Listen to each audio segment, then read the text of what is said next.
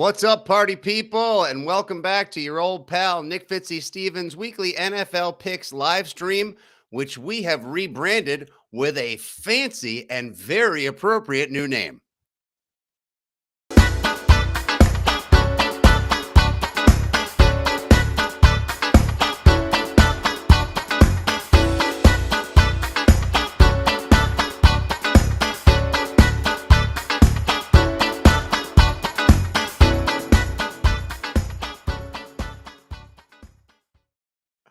I am not a grown-up human being. That's right.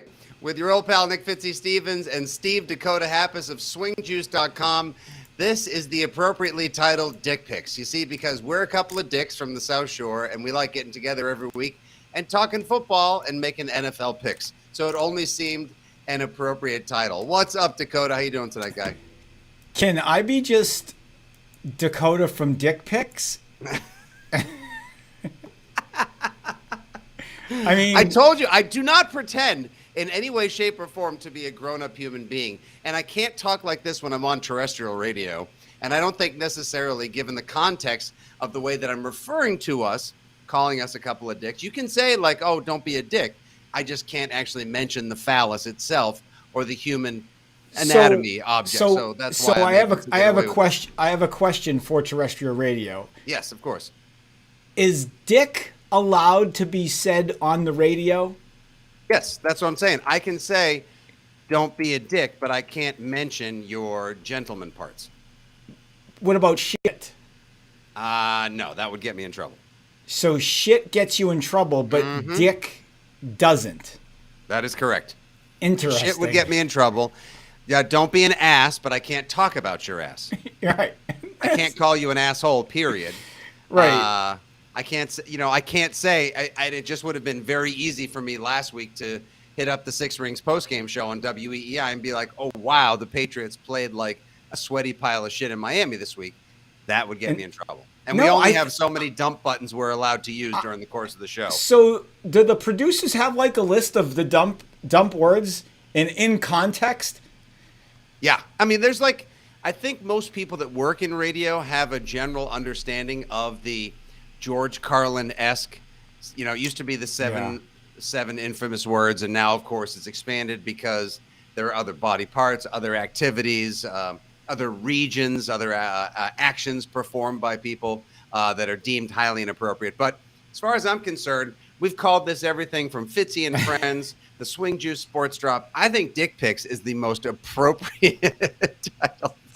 And highly sponsorable. Speaking of which, tonight's edition of Dick Picks is brought to you by our friends at Underdog Fantasy. Use the promo code Fitzy when you sign up now and get up to a $100 match back on your initial deposit. You can do best ball style drafts. You can play my particular favorite, the over and unders that they call Pick'em, where you just can do a 2, 3, 4, 5-player prop parlay and get all the way up to 20 times your money back should you actually win. So that's underdogfantasy.com. You can download the app or play on the website. Promo code Fitzy. They will match back your deposit up to $100. And Dakota, before we get into our observations, hold on, I got to tell you. Okay, because I have a question about Underdog Fantasy. Are they okay with the show being titled Dick Picks? That's what I want to know. As a graduate cum laude, and we already have our initial, one of my high school pals, hey, since both of us are Braintree guys, we're a couple of South Shore knuckleheads. Here's our first person going, dick pics, yikes. Hey, it's catchy, it's sticky. People are going to say, like, hey, did you see the title of Fitzy's new weekly NFL gambling live stream? I don't know. As a graduate cum laude, I wasn't expecting to do the first 5 minutes of the show talking about the title, but hey, here we are, and I'm here for it. Can we have a subtitle of the drip? Like we're gonna like like a drip is clothing and drip with dicks kind of go hand in hand. Now you're getting too descriptive. I wanted it to be more vague. No. So I got to tell you about this. So this happened to me last week. I've been working. And I'm not worried about what Underdog or anyone else says in particular because A, good traction and promotion for them, and B, like I was saying, as a graduate cum laude of the beg for forgiveness as opposed to asking for permission school of broadcasting and creative endeavors, shall we say, what are they going to go like, oh, sorry, we can't have our name associated with that. The whole idea is to try to just make impressions, get people to sign up and play. And at the end of the night, we all win. Except, and here's when we don't win, I took the worst beat of all time, everyone. So, Dakota, last week, I put in a couple of $5 and $10 5-player pick'em parlays. So, you know, it was this. So this you risked a couple of beers. Yeah, on I did. some picks. But last week they had a 40 times multiplier going on. So, so it was like a case of beer. $5 bet could yield you a couple $100. So I put in a couple of, we'll say I put a couple reward. of beers down on one. I felt particularly good about.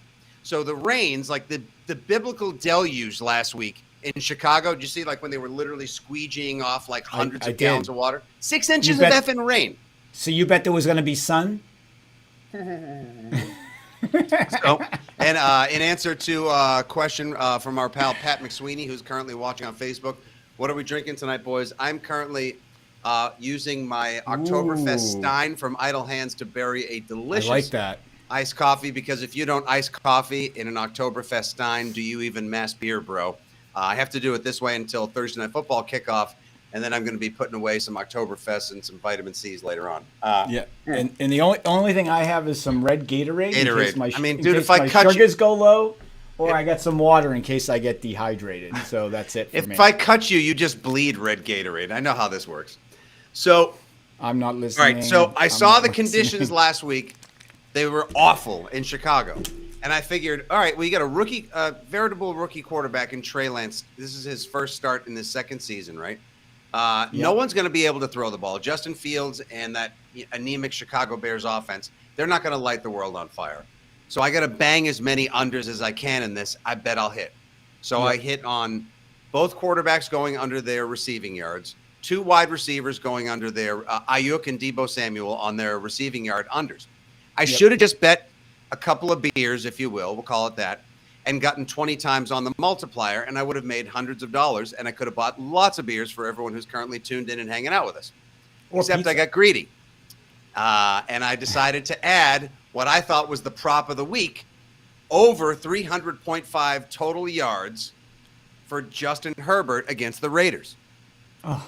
The mother effer has 270 total yards after 3 quarters, going into the 4th quarter against the freaking Raiders. So I'm looking at that like, this is, oh my shit, I'm going to clean up on week 1. Hell yes. The unders came through. 40 days, 40 nights, Noah's Ark, 2 of everything, human sacrifice, cats and dogs living together, mass hysteria. And you know what happens? Derek effing Carr happens, because he keeps turning the ball over, throwing picks in the 4th quarter. You want to talk about dick picks? Derek Carr, with all the interceptions he threw in the second half, not forcing the Chargers to play from behind at any point. So Herbie wasn't slinging it. They were just pitching it to Eckler, handing it to Justin Kelly. And the next thing I know, the guy only gets 12 total yards of offense in the 4th. He finishes with 283 yards total, and I get screwed. God, that pissed me off. Hey, but guess what? There's always another week. And that There's always another week. And that's part of the degeneration nation that is us. Hey, look at, I had the lowly Cowboys. I bet one game, bet a ton on the Cowboys, and I couldn't even get a touchdown. And they held Tom Brady to no touchdowns, right? Cousin Chris wants to know who plays tonight, by the way. Cousin Chris, Thursday Night Football on Amazon. And if you're unfamiliar with Amazon? It's on Amazon. Dude, if you're unfamiliar with the carrier of Thursday Night Football, might I introduce you to this banger of a new NFL theme song?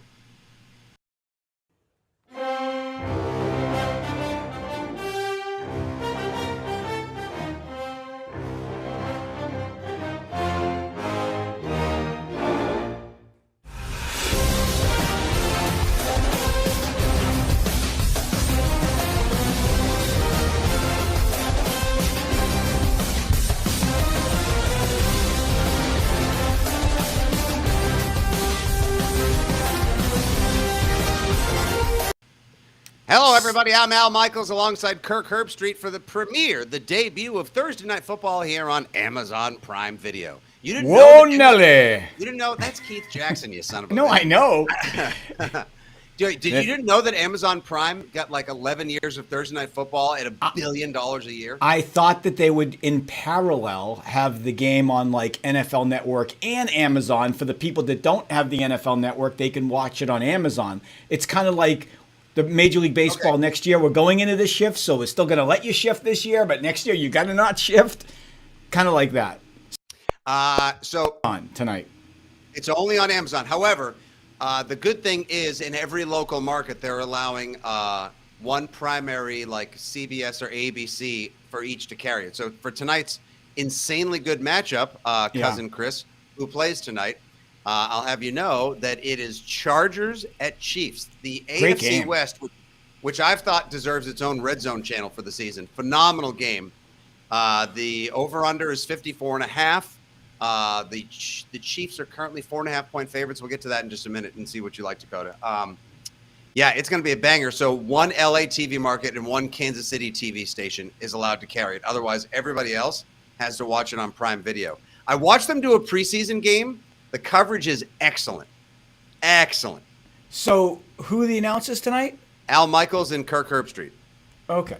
So you know how like if you have certain networks you can't watch it on your phone? Yep. If I open up the Amazon app, You can watch it on your phone. I can watch it on my phone. So Yeah, there is the benefit of So- being on Amazon. As they say on Espanol, por ejemplo, Me amo right Esteban. here I have, you can see I have Prime Video next to Disney Plus, Yeah. Netflix, and all those. I- All you got to do I got tap that, that, yeah. bam. And here's the thing. It's in X-ray as well, so you can get live stats, you can get alternate broadcasts, instant replays. Like it's the Can shit. you bet on the Amazon Prime app? So you can like cannot, but in-game we are betting? not far away from that. And since I spend half my year in Mass and half my year in Connecticut, I am allowed. I thought to you use- meant church, by the way, when you said half in mass, because we were Nope. talking about gambling. No, there's no church that'll allow the founder of Dick Pics and Fitzy GFY. There's no House of the Holy that'll save me. I was able to go and place a little action earlier today. I used FanDuel and DraftKings, even maybe Yeah. a little Play Sugar House, because you know what? I love me a free promo, Dakota. I love a Sugar promo. House. That's the casino in Philly, right? Yes. Yeah. And they're licensed through Jersey, and now you can use them in Connecticut as well. Oh, hey, I by the did way, not- Brian did not Watson, know one of that. our favorite drinking buddies, VSB jersey is fire. Thank you very much, my man. The crew at Vitamin C got me a little, I joined their fantasy league, and they got me my own. Didn't they win an award last week or Monday, I think? They don't right? win enough awards. They may have. No, but- they deserve to no, win all the What awards. was it? The Emmys, the Yes, Goldies? I Vitamin forget C. what it was. Brewery in Weymouth, Mass. Also, a couple of dicks on the South Shore. No, I thought that was the shirt from the you always have in the background of the show that was on TV on like Netflix, or isn't that the team? What's the base of that shirt? Boy, this is going off the rails fast because I thought that shirt was from the Netflix series. Ted Lasso? Yes. That's also on Apple Plus, but that's fine. Okay, here I am. Christ. You can't make this stuff up. I thought We'll be I holding thought auditions for a new co-host later tomorrow, everybody. It'll still be called Dick Pics, but Oh, speaking of Dick Pics' name, do you remember Pete Gustin? Do you remember Pete? yeah, of course. He used to do a lot of voice work for WEEI. He crushes it now doing voiceover work, does stuff for Fox News, etc. Yeah, he's great. So back in the day, I used to go back and forth with Ordway on EEI about picks. And sometimes I'd go 0-3, sometimes I'd go 3-0. Pete came up with a segment, 1-800-DICK-CODA Picks. Like 1-900. So he made like a thing called 1-900 Dakota Picks, and it was about all my picks, and if they lost, it was a pretty funny thing way back when. So when you started calling it Dick Picks again, it reminded me from something like many years ago that Pete Gustin put a skit together. Very funny guy. All right, so Rob Henderson wants to know what time are the auditions to replace Dakota. Rob, have your people call my people. I'll get back to you as quick as I can. Call into Fitzy and Mutt at 7 on EEI tonight, and you can you can audition on the air. All right, so let's get to how you did last Sunday, what you thought about the Pats game. Obviously, that game was a pain in the ass, to say the least. probably the most boring game of week 1, an incredibly frustrating loss, 20-7, a game that while Miami or Dolphins fans, fins up, could say like they outplayed them from start to finish. I'll say this: if they call PI like they probably should have on the opening drive, and don't do the see, all right. Let's say they do. Pats jam it in. They go up 7-0. Momentum is a hell of a drug, dude, especially in a game where you can't afford mistakes and the margin of error, and it's going to be the story for these Patriots all year, is going to be this freaking small. It's going to be a blank hair, if you will. You can't afford to lose 7 when it's right there in your grasp. Maybe they score early, it goes differently. Obviously, there's nobody to blame but themselves for the sloppy tackling, the end of half touchdown where Waddle goes 42 and Mills gives up and freaking Bentley and Duggar crash into each other. But beyond that, I thought that the defense gave up 13 effing points with offensive weaponry like Tyreek Hill, Raheem Mostert, and Jalen Waddle out there.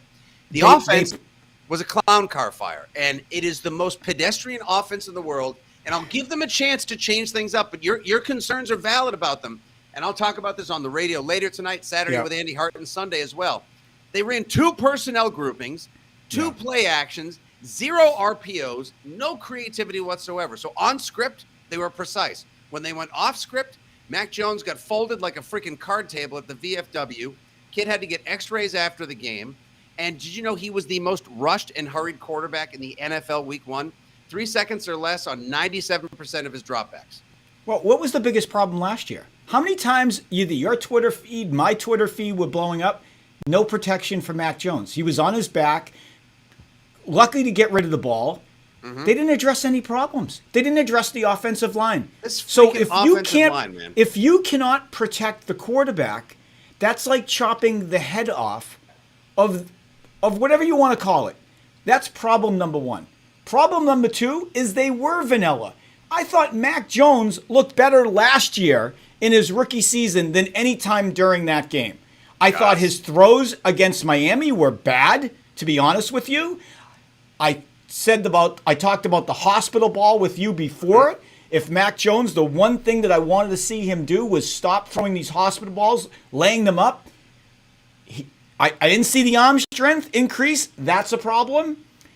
And to me, I don't think this team wants to play. I watched almost every game on the board in the NFL, and I saw teams, except the Jets, come out and really tried to play. Mm-hmm. Falcons, Jaguars, Seattle, Monday night. Here are all these teams that are supposed to be worse than the Patriots, and they were up for their games. Mm-hmm. That was the biggest problem for me. I saw no energy.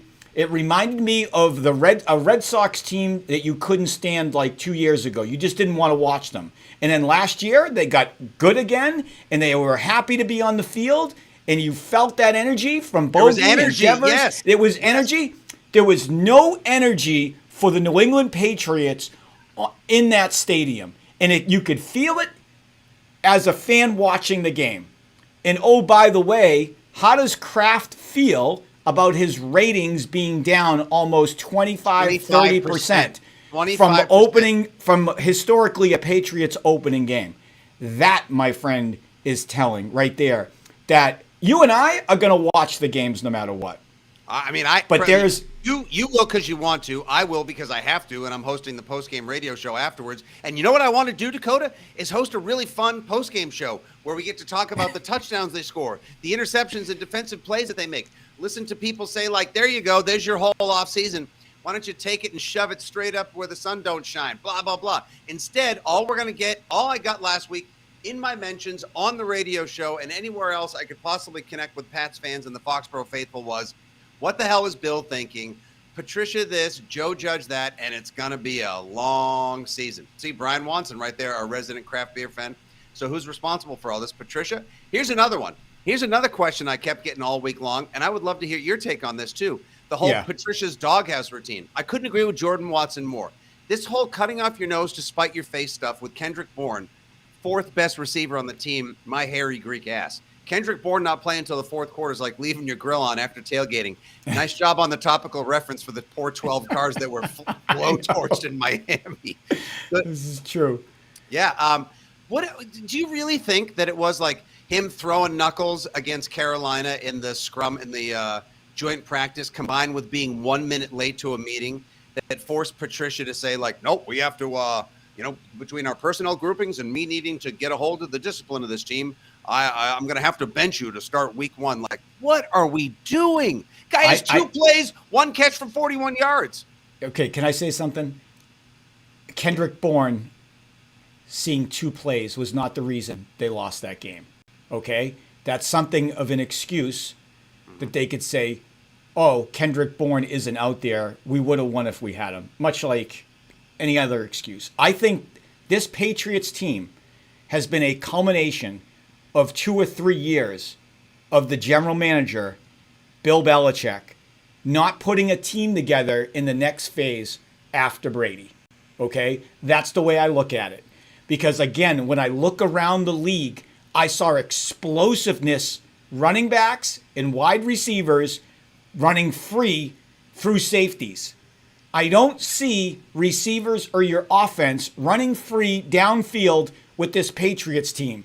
It was a problem last year, and it's a problem in game 1 this year.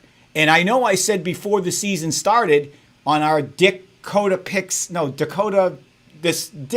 whatever it was, it is, that I could see a path to Patriots winning 5 games, and I was kind of laughed at a little bit.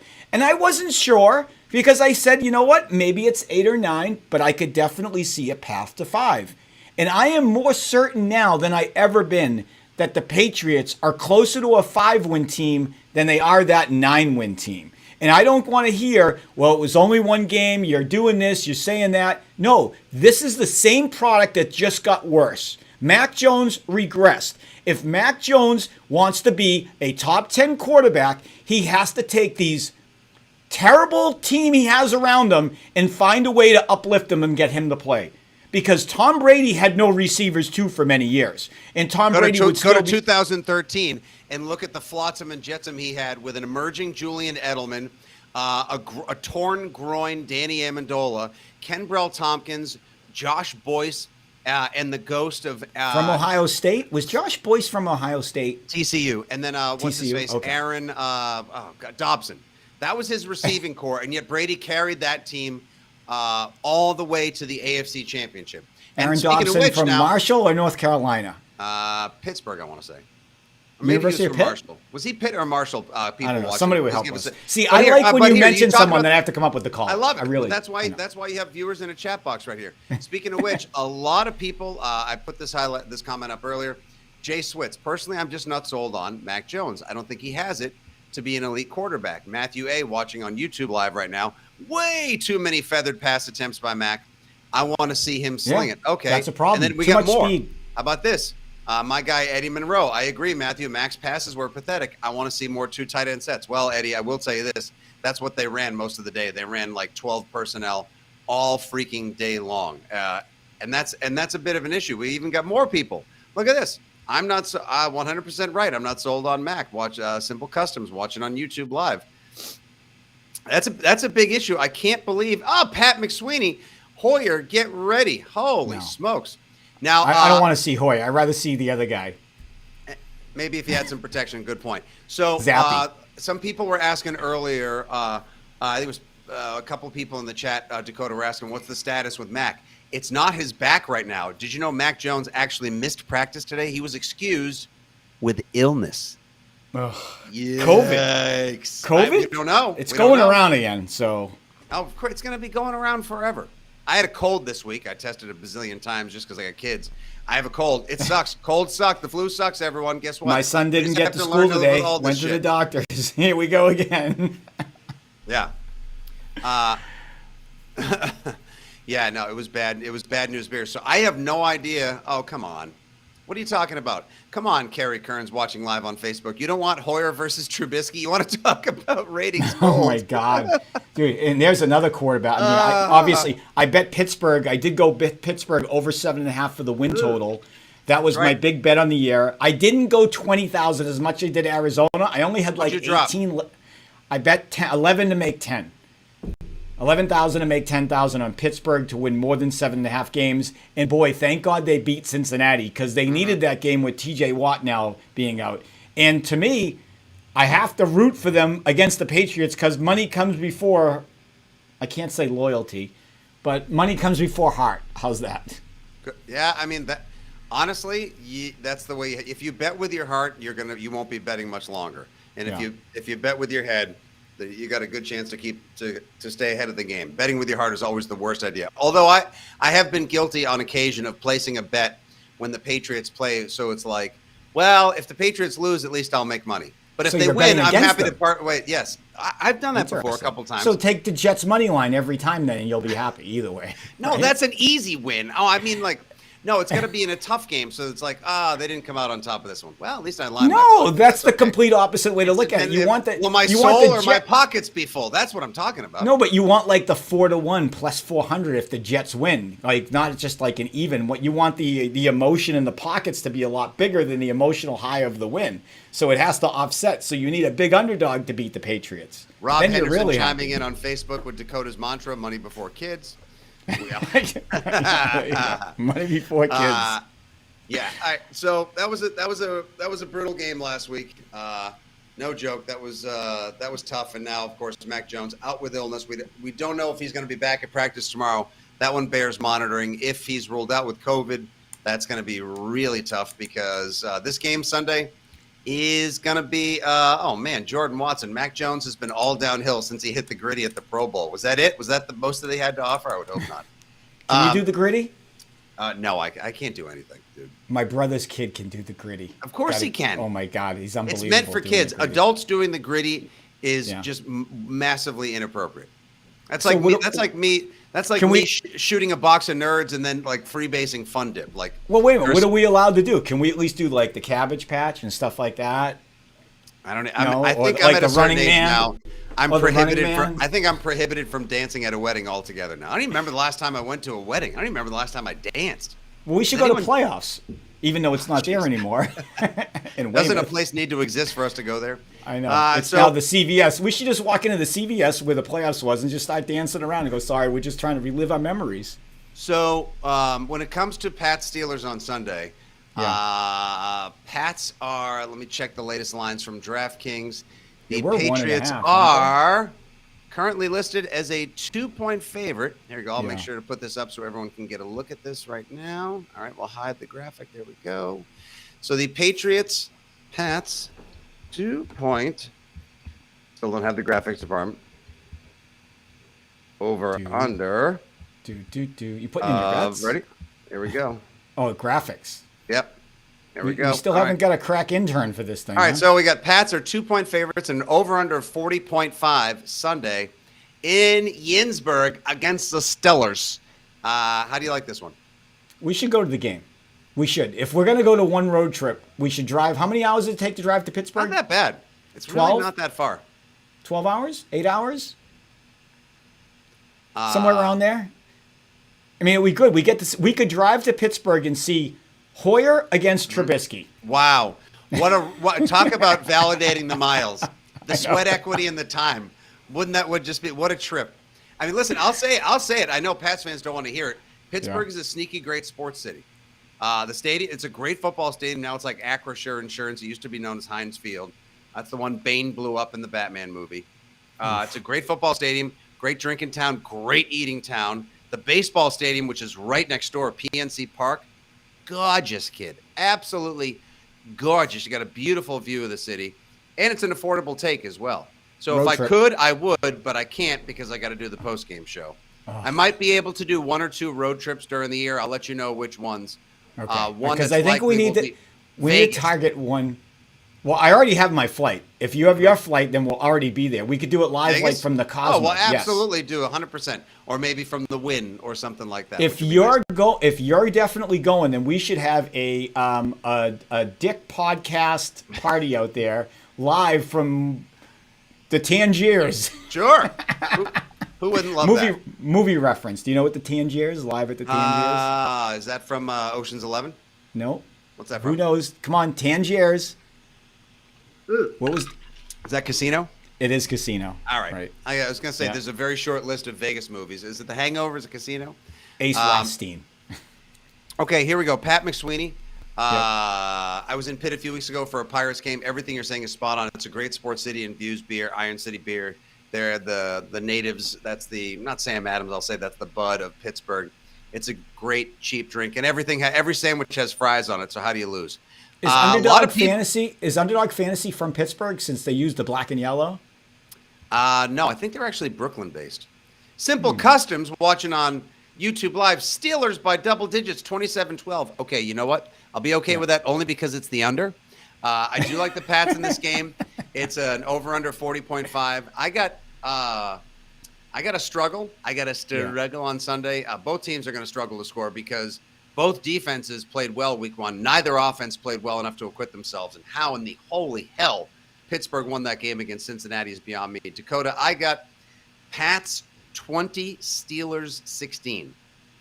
So here's what I like. I like the opposite of the under. I love the over. You know why? Because both offensive sucks. The only two good things about these teams are their defense. And when you have two really good defensive teams, even though the Patriots are not a great defensive team, they're miles ahead of their offense.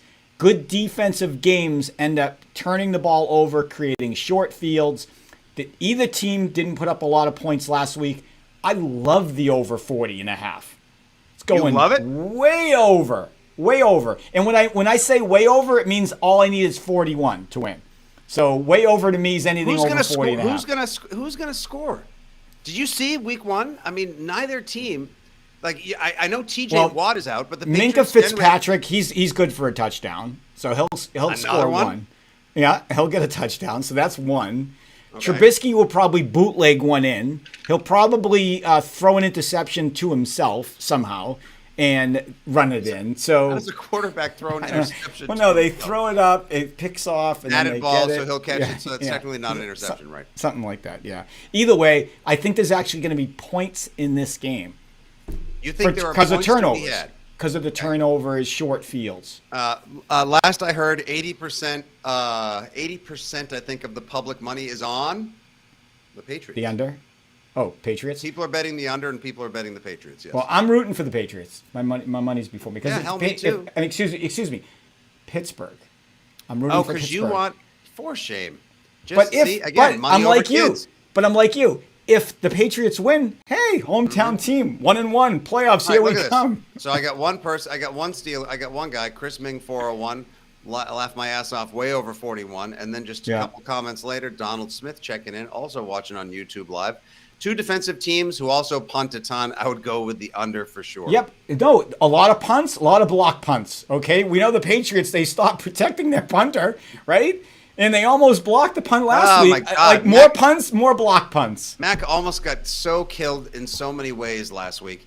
Like, oh God, all I wanted all off season long. It wasn't even about like surrounding him with elite weaponry. And I don't care if these guys can call a decent play or map out a solid plan. Just protect the freaking quarterback. We need a couple of years to find out if he is the future under center in Foxborough.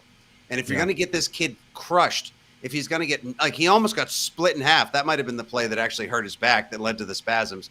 Almost had his arm torn off on the strip sack.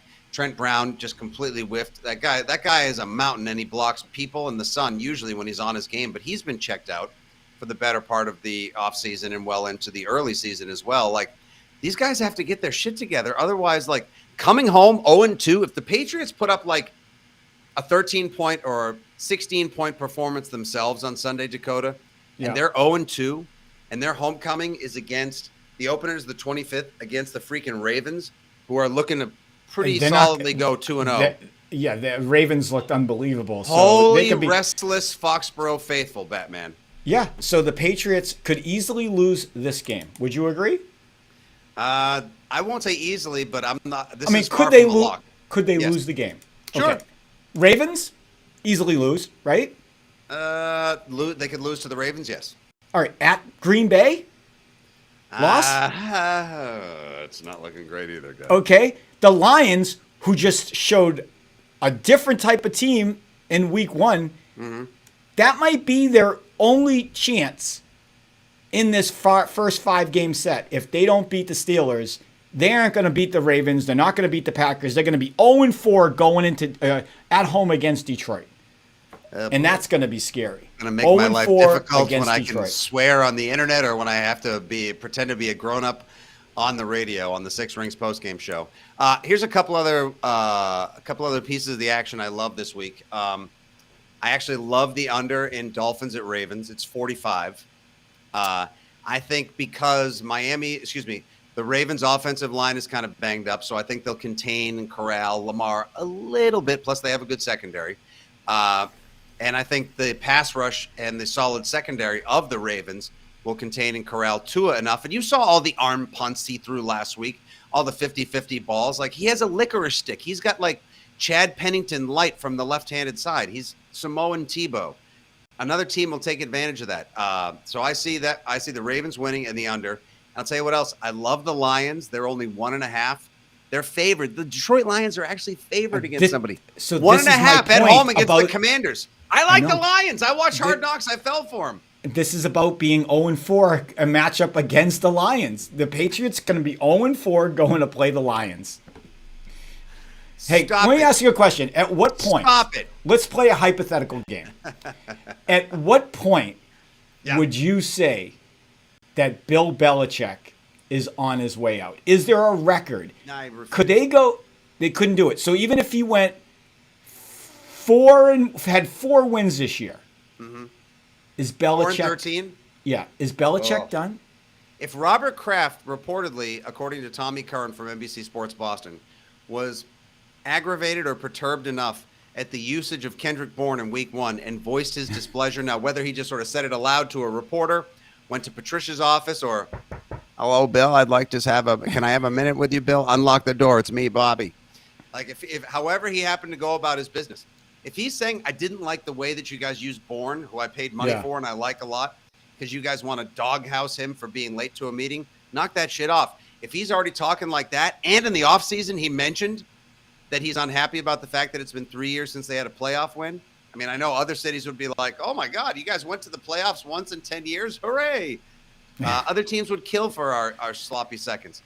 If they go 4-13, Let me tell you something. I'm not guaranteeing anything, dude. You're old enough like I am to remember the 2-win Patriots team, okay? Usually 2-win teams. I remember the 1-win team of Rod Rust, 1-15. Okay. The 2-win team, I think going into that year, was expected to be a playoff team or very close to it, if I remember closely, okay? Yep. The Patriots were predicted or supposed to win 8.5, 9.5 games. These are the situations how you get, like, I can't say 2-win because there's a path to like 5. I can't see them going 2. I can see them maybe 4, but these are the type of seasons that you're never looking for that just hit you upside the head, right? You're not the Lions that you're going 0-16 every year or 1-15, 1-16, and you know that's all they're going to do. When the Patriots suck, they suck unexpectedly, at least in the history from what I know. So to me, it's going to be a bloodbath. You're there every afternoon to enjoy it on EEI. Oh, and what a I treat. would just What say, an and I would just say, treat. Lucky me. Prepare for it. Lucky me. This is perfect. Do you want everybody if they singing win Kumbaya? I know, but what if they win? I have them going 9-8 this season. I told you they're going to start out kind of rough. They'll hit the soft part of the middle schedule. They'll get better. They'll finally have a winning record. They'll go 9-8 this year. They'll finish stronger than they open. How can you say they're going to win 9? Show me 9 wins on the table. Based upon what you know now, where do you find 9 wins on that schedule? All right, they beat the Steelers. I had them losing to Miami. I have them beating the Steelers. Okay, who else? They'll lose to the Ravens. They will lose to the Packers. They'll go 1-3. Then I have them beating the Lions. Then they beat the Jets. Oops, all of a sudden, we're 3-3. Okay. Well, let me pull up the Patriots schedule right here. There we go. The Google machine is your friend. Show prep also is an ally. All right, after that. Oh, look at this. Kablam. After they play the Lions, they have the Browns. I have them squeaking out a win against the Browns. They're not going to beat that Browns team in Cleveland. Yes, they will. Nope. Go ahead. All right. You get to 9 wins. Go ahead. All right, then they play the Bears at home on Monday night. They beat the Bears. Maybe. They beat the Jets. At New York? No, first one's Quarterback's back. Quarterback is back.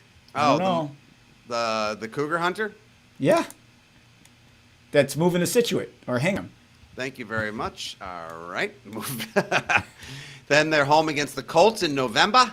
That's a loss. Then they're home against the Jets. That's a win. Thanksgiving night, 8:20. Can't wait to do the midnight postgame show on that one. They're at the Vikings. That's not going to go well for them. That's a loss. Dog, that's a loss. Dog, that's a loss. Then a week later, on Thursday night, they host the Bills. That's not going to go well. That's a loss. Then they travel to Arizona to take That's on a loss. the Cardinals and whoever their interim coach is, because Cliff Kingsbury's ass is going to get fired and he can finally go back to being a fit model. That's a loss. Then they go to Vegas to play the Raiders. That's a big loss. Christmas Eve gift, they're hosting the Bengals. That's a loss. You dick. Then they're home against the Dolphins. Well, hey, Happy New Year. It's 2023. They're hosting the Dolphins. That's a win. I'm going to give them a win. I give them a win that game. How charitable. And then January 8th, at time to be determined, because we'll have to probably have some seating involved, they'll play the Bills up in Orchard Park. That's a win. I got 9-8. Yeah. You're going to need the Bills to not play anybody in that game. Larry Young, 10-7. There we go, Larry. Thank you. Let me tell you one thing about what I did Sunday. I'm in this knockout pool with 80 people. How many people got knocked out Sunday? Well, it's a double elimination, and you have a bye option. I didn't want risk of who I was going to pick, so I chose my bye on week 1, and thank God that I did, because 30 best of the week 80. you could possibly do it. Absolute best week you could. There was so many upsets.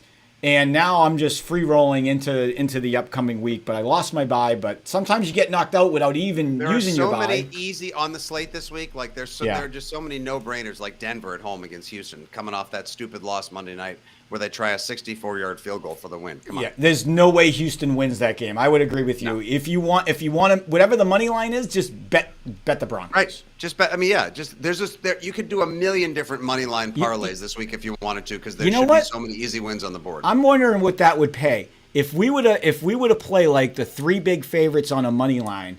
Yep. I think that's like the way to go, because you're not going to get those upsets again, the 10-point dogs. Just have nice, easy, just a build back better, if you will, like the government plan. A little build back better. A little build back better, kid.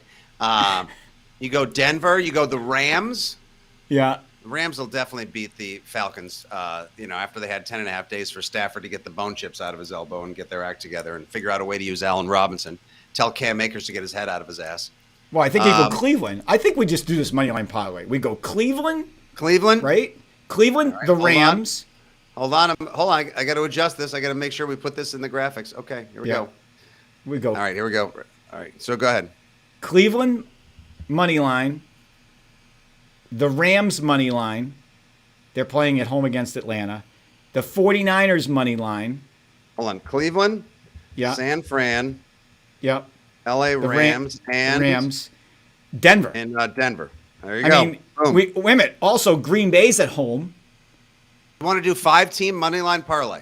No, I want to do 6. Green Bay and Buffalo. They're 10-point favorite.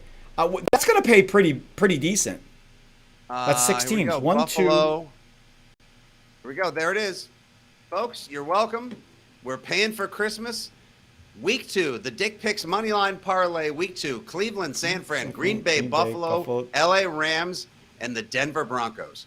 I like that. All right, I want you to put some money on that. I am. Put money where your mouth is. I will. I'll definitely will. Wait a minute. No way Denver takes a loss this week. What's Chris saying? No, that's right. Yeah, no, we agree. Chance. We agree. 100%. Cleveland's the suspect one, but they're playing the Jets. Like the Jets. I mean, the Jets defense wasn't embarrassing last week. Their offense was putrid. Cleveland's defense looked pretty good. Nick Chubb, holy angry runs, man. Oh, that guy ran as angry as most Browns fans are that they gave all that guaranteed money to that creep Deshaun Watson. Yeah. I don't know. That's not my I got to tell you, actually, you know what? I like Cleveland to win that game outright, even if that is as much of a sluggish snooze fest as Pat's Steelers might be. The one that concerns me, freaking San Francisco, and I'm not saying that I'm putting money on Geno Smith, who had the quote of week 1 with, everybody wrote me off. So do we leave San Fran out? Wrote me off. I ain't wrote back. Like, that was the line of the week for sure. I don't know. If I had one veto, it would probably be San Francisco, just because I'm not sold on Trey Lance. Yeah. I like their weapons.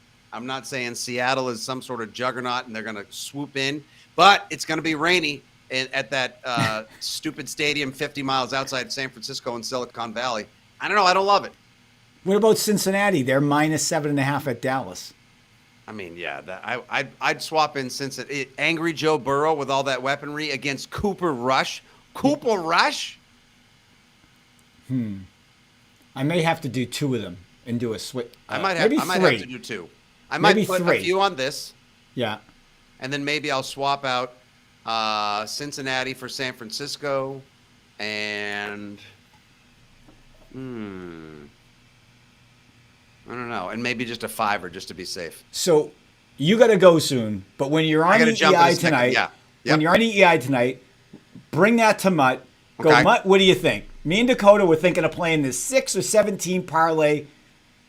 What do you Money think? line parlay, a safe little build back better after a tough week 1. Exactly. Cleveland, exactly. San Fran. Okay, and I'll say Dakota sends this with love. Yeah. Hey, I was so bad. I lost so much money last week on the Cowboys. DraftKings, I know they're not a sponsor. They actually gave me 10% back. They did? Wow. Yes. I'm like, hey, thanks. A sympathy return? They did. A sympathy ROI. How about that? I know. Gotta love the good folks over at DK. All right. Yeah. So that's we got to wrap it up because I have to go on terrestrial radio in a couple minutes, do a little Mud at Night. I'll be on from 7 to 7:30 tonight if anyone's in Mass or wants to listen on weei.com.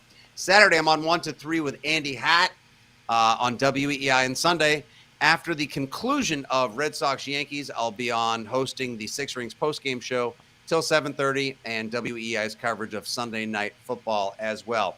You can always follow my guy, the cash bomb himself, Steve Dakota Happus, at Dakota Happus. Your old pal Nick Fitzy Stevens here at Fitzy GFY. Thank you guys for tuning in, cutting it up with us, and letting you know what we think. Again, I got Patriots 20, Steelers 16. I like the Pats covering the 2-point spread and the under. Dakota thinks there's going to be 1,000 points scored in that game. He has the Patriots going 4-13, and Bill Belichick getting fired at 5-12. 5. And he thinks he's going to be feeling the heat in the proverbial football kitchen come season's end. And do you have a best bet for this Sunday before we go? Over in the Pittsburgh-New England game. Unbelievable. That's it. Over. Right, flying in my face. I do. I'm an against the grain type of guy. When everybody know. goes one way, I go the other. Hey, it's you like know the what? minnows. Usually they say whichever way up the stream. Whichever way the public is going, always try to go the other way. So I get you. I feel you. And look where it's gotten you today. Yeah. And look what all my blind Foxborough faith has gotten me. All right. Thanks for watching, everyone. We'll talk to you guys next week. We'll do some radio in between. Good night. Good luck. Drink up. Enjoy your Thursday Night Football on Amazon Prime. And as always, go Pats.